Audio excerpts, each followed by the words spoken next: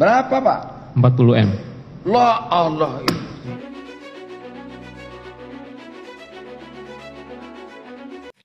Dan kembali lagi bersama kami. Kali ini Pak Presiden Prabowo Subianto tengah sangat gencar dalam mengatasi kasus korupsi di Republik Indonesia. Kita semua telah melihat bagaimana satu persatu kasus korupsi mulai terungkap. Dan di saat Pak Prabowo sangat gencar dalam mengatasi kasus korupsi tersebut, justru Partai Demokrasi Indonesia Perjuangan PDI Perjuangan justru menolak hukuman penghilangan nyawa bagi para koruptor. Bahkan Sekjen Hasto Kristianto yang saat ini tengah ditahan oleh KPK mengatakan semua pihak tidak boleh menjadi penentu bagi kehidupan seseorang.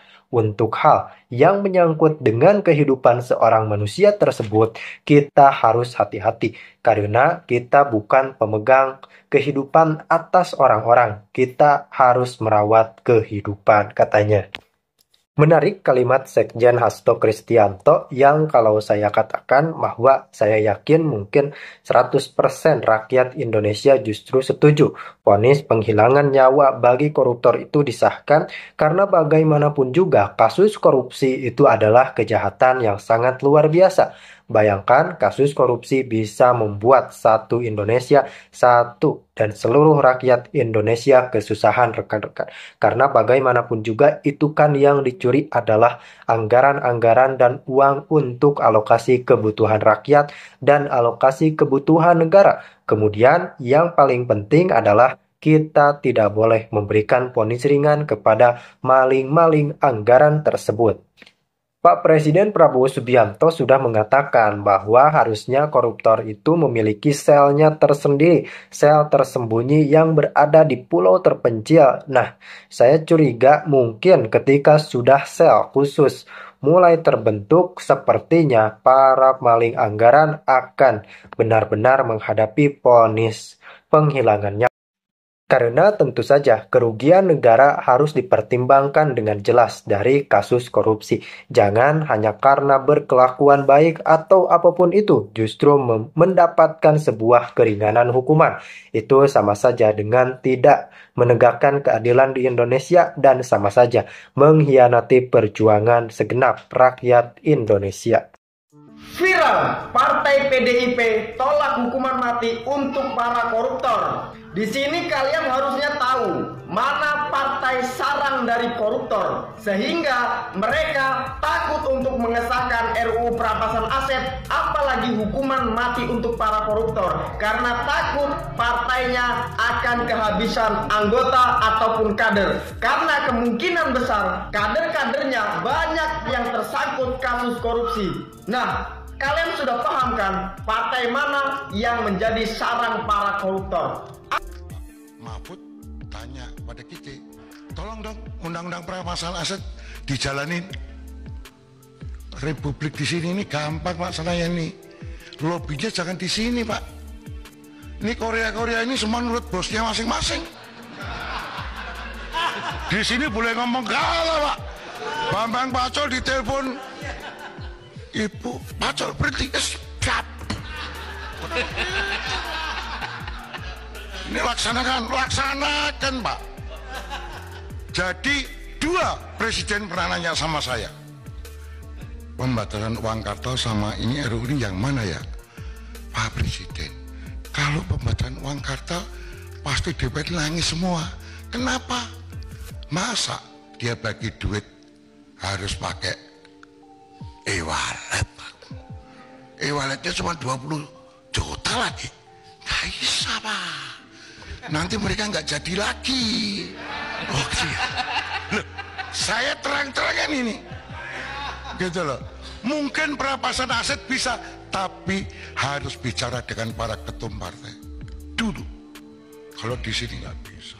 Nggak bisa. Teori saya. Jadi permintaan jenengan langsung saya jawab. Bambang Pacul siap kalau diperintah. Mana berani Pak? Sama toh? Ayo. Itu kira. Berapa, Pak? 40 M. La Allah. Dari Pak Anang, seseorang atas nama Sadikin. Di mana? Nama Sadikin. Seseorang atas nama Sadikin, nomor teleponnya diberikan oleh Pak Anang lewat signal. Marigin siapa? Sadikin. Sadikin. Iya. Sodikin apa Sadikin, Pak? Sadikin. Sadikin. Betul. Berapa? Itu adalah saya tanya untuk siapa? Untuk BPK yang mulia. Untuk BPK. BPK. BPK. Saya dengar untuk BPK, Pak. PPK apa BPK? BPK yang mulia. BPK. Betul yang mulia. Kalau PPK pejabat pembuat komitmen, pejabat penandatanganan komitmen. Kalau BPK Badan Pemeriksa Keuangan. Yang mana? Badan Pemeriksa Keuangan yang mulia. Siapa yang minta sama saudara itu? Permintaan dari Pak Anang yang mulia. Pak Anang. Dikirimlah ke orang yang bernama Sodikin itu. Dikirim yang mulia. Ditransfer. Tidak. Dikirim, bagaimana cara ngirimnya kalau gitu? Dikirim Lewat cash. apa? Paket? Enggak, ya saya kirimkan langsung yang mulia. Hah? Saya serahkan langsung yang mulia. Antar langsung. Betul yang mulia. Itu tidak dikirim, namanya diantar langsung, namanya Windy. Kalau dikirim itu mungkin lewat pos kah, lewat apakah itu dikirim namanya. Berarti diantar langsung. Betul yang mulia. Ketemulah sama orang yang bernama Sodikin itu. Betul yang mulia. Di mana ketemunya, Pak? Ketemunya di Hotel Grand Hyatt. Grand Hyatt. Betul yang mulia. Grand Hyatt itu di Jalan Sudirman itu ya? Ya, dekat Bundaran Ya. HI. Hotel mewah itu, Pak. Di parkirannya yang mulia. Oh, parkirannya, tidak sama masuk ke hotel. Siapa yang nerima? Seseorang yang bernama Sadikin. Sodikin. Ya. Berapa, Pak? 40M. La Allah. 40M Betul yang mulia. diserahkan di parkiran. Uang apa itu? Uang rupiah atau uang dolar Amerika, dolar Singapura, atau euro Eropa? Uang asing, Pak. Hah? Uang asing yang mulia. Uang mata asing. Uang apa asingnya? Saya lupa detailnya, mungkin gabungan antara dolar dan Singapura dolar. Oh, Singapura dolar, dolar Amerika sama Singapura dolar. Pakai apa bawanya, Pak? Pakai koper yang mulia. Pakai koper. Penuh koper itu. Penuh yang mulia. Penuh dengan uang dolar. Betul yang mulia. Dari mana saudara tahu itu 40M? Karena saya yang menyiapkannya dengan Pak Irwan. Hah? Saya yang menyiapkannya dengan Pak Irwan. Menyiapkan, menghitunglah. Betul yang mulia. Oh, Pak Iwan ngitung juga. Dari apa tadi? Dari filing kabinet itu. Filing kabinet itu. Iya, betul yang mulia. Hitunglah, ada di Singapura, ada Amerika. Ada lagi, Pak? Uang lain lagi? Enggak, itu aja. Itu aja yang mulia. Jumlahnya 40M. Iya yang mulia. Antar ke Grand Hyatt di parkirannya.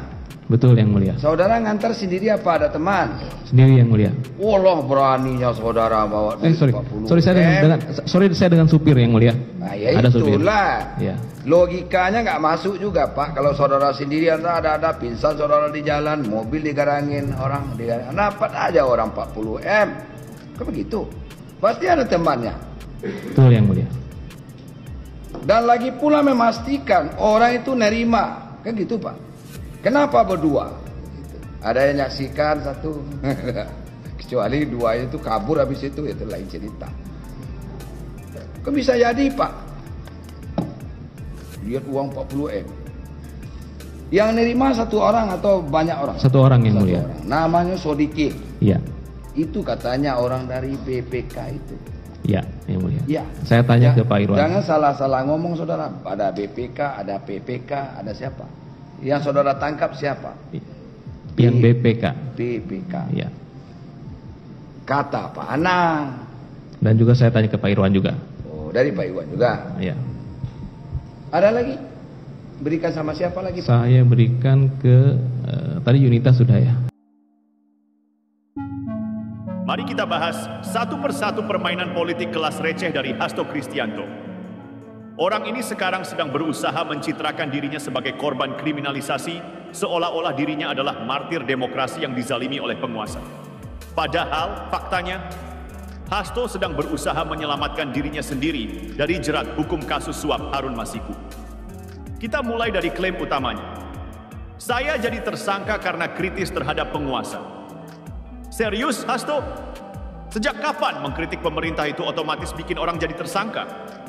Lihat Rocky Gerung, tiap hari kerjaannya nyerang Jokowi dengan kata-kata kasar, bahkan sampai level penghinaan. Apakah dia pernah jadi tersangka? Enggak. lihat Faisal Assegaf. Mulutnya nggak kalah tajam, Jokowi dan keluarganya dihantam habis-habisan. Apakah dia ditersangkakan? Enggak juga, Amin Rais. Kritiknya bahkan sudah kelewatan, sampai bawa-bawa isu rasis. Apakah dia ditangkap? Tidak. Jadi klaim Hasto bahwa dia dikriminalisasi karena kritis terhadap Jokowi itu gugur total. Sekarang, mari kita bahas kasus suap Harun Masiku yang coba ditutup-tutupi Hasto. Faktanya, nama Hasto sudah dikaitkan dengan kasus ini sejak tahun 2020, 4 tahun yang lalu. Bukan sesuatu yang baru. Saat itu penyidik KPK seperti Novel Baswedan dan Yudi Purnomo sudah membongkar bahwa ada upaya OTT terhadap Harun Masiku dan Hasto di PT IKA. Tapi anehnya, saat itu petugas KPK justru disandera dan akhirnya kedua orang ini lolos. Bukan cuma itu, saat KPK sedang mengusut lebih dalam apa yang terjadi, banyak penyidik yang menangani kasus ini justru digusur lewat tes wawasan kebangsaan TWK. Bayangkan, penyidik yang sudah berpengalaman puluhan tahun tiba-tiba dianggap tidak lolos TWK. Ini jelas ada permainan. Dan sekarang, setelah sekian lama KPK akhirnya berhasil mengumpulkan cukup bukti untuk menyeret Hasto ke pengadilan. Apakah ini kriminalisasi? Tidak. Ini keadilan yang tertunda. Lalu ada klaim, saya diancam akan dijadikan tersangka jika PDIP memecat Jokowi. Coba kita telaah logikanya.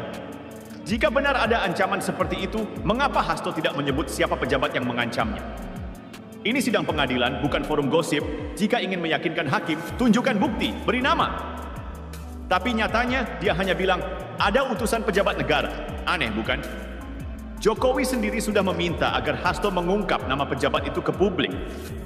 Tapi apa yang terjadi? Hasto dan kubunya diam 1000 bahasa. Di internal PDIP sendiri, klaim ini simpang siur. Jubir PDIP, Deddy Sitorus, bilang utusan itu datang ke DPP. Tapi bocoran dari Tempo bilang utusan itu datang ke Hasto langsung. Terus, utusan ini siapa? Ada yang bilang kurir partai coklat alias polisi. Ada yang bilang pejabat negara. Ada juga yang menyebutnya orang yang berkuasa. Jadi mana yang benar? Narasi Hasto ini makin terlihat seperti cerita karangan.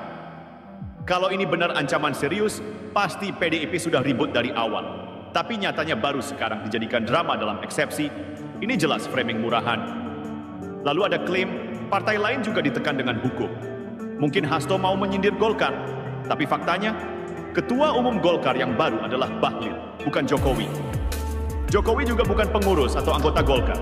Bahkan, meski sempat ada isu bahwa Airlangga Hartarto akan dicopot dari menteri dan dijadikan tersangka, nyatanya Airlangga tetap jadi menteri sampai akhir masa jabatan Jokowi, dan sekarang malah dipercaya Prabowo untuk kabinetnya. Jadi klaim bahwa Jokowi menekan partai lain dengan hukum juga gugur. Hasto tidak dikriminalisasi karena kritis. Banyak tokoh yang lebih vokal dan lebih kasar terhadap Jokowi, tapi tidak pernah jadi tersangka. Kasus Harun Masiku bukan kasus baru. Hasto sudah dikaitkan dengan kasus ini sejak 2020 dan KPK baru bisa menjeratnya sekarang, karena dulu ada intervensi besar. Narasi ada utusan pejabat negara tidak jelas, tidak ada nama, tidak ada bukti, hanya cerita karangan untuk menarik simpati. Jokowi tidak menekan partai lain dengan hukum. Golkar tetap berjalan normal, dan isu bahwa Airlangga akan jadi tersangka terbukti tidak benar. Jadi, kalau ada yang masih percaya dengan drama eksepsi Hasto, ya kasihan aja. Ini bukan kasus politik, ini murni kasus hukum. Hasto panik, tahu dirinya terjebak, dan sekarang mencoba menyelamatkan diri dengan membangun narasi fiktif. Tapi seperti pepatah lama, tidak ada maling yang mengaku maling. Sekarang mari kita kupas lebih dalam strategi busuk yang sedang dimainkan Hasto dan kubunya. 1. Memainkan peran korban, klise dan murahan. Coba perhatikan pola ini. Setiap kali ada kader PDIP yang tersangkut kasus hukum, narasi yang dimainkan selalu sama. Kami dikriminalisasi. Era Megawati, kasus Bulogate dan Brunei Gate, mereka teriak kriminalisasi. Era SBY, kasus-kasus korupsi kader PDIP seperti Al-Amin Nasution dan Angelina Sondakh, lagi-lagi narasinya kriminalisasi. Era Jokowi, kasus Harun Masiku, Beni Cokro, dan sekarang Hasto, tetap saja mereka pakai dalih yang sama. Sudah basi, rakyat sudah cerdas. Kalau memang Hasto yakin dia tidak bersalah, buktikan di pengadilan. Bukan malah berkoar-koar di luar sambil memainkan opini publik. Lebih parah lagi, Hasto mencoba menyamakan dirinya dengan aktivis 98 yang dulu benar-benar jadi korban rezim Orde Baru. Ini pelecehan terhadap perjuangan aktivis sesungguhnya. Aktivis 98 dulu dipersekusi karena melawan rezim otoriter, sedangkan Hasto, dia tersangkut kasus suap pemilu. Apa hubungannya? Ini bukan kriminalisasi, ini pembersihan korupsi. Kalau memang ada pejabat negara yang mengancam PDIP, seharusnya sejak awal PDIP sudah ribut. Tapi anehnya, mereka baru bicara setelah Hasto jadi tersangka. Lalu siapa utusan itu? Sampai sekarang tidak ada satupun nama yang disebut. Kalau memang ancamannya serius, seharusnya PDIP langsung lapor ke publik atau ke Dewan Kehormatan Penyelenggara Pemilu, DKPP. Tapi nyatanya, mereka hanya melempar isu tanpa kejelasan. Ini jelas strategi framing. Mereka tahu bahwa kalau mereka sebut nama tanpa bukti, itu bisa jadi fitnah. Jadi mereka hanya bermain dengan narasi samar-samar agar bisa memanipulasi opini publik. Tapi sayangnya, rakyat sudah pinter. Dulu mungkin bisa, tapi sekarang narasi ini sudah tidak laku. Coba kita lihat realita politik sekarang. Golkar tetap solid, bahkan tetap punya posisi kuat di kabinet.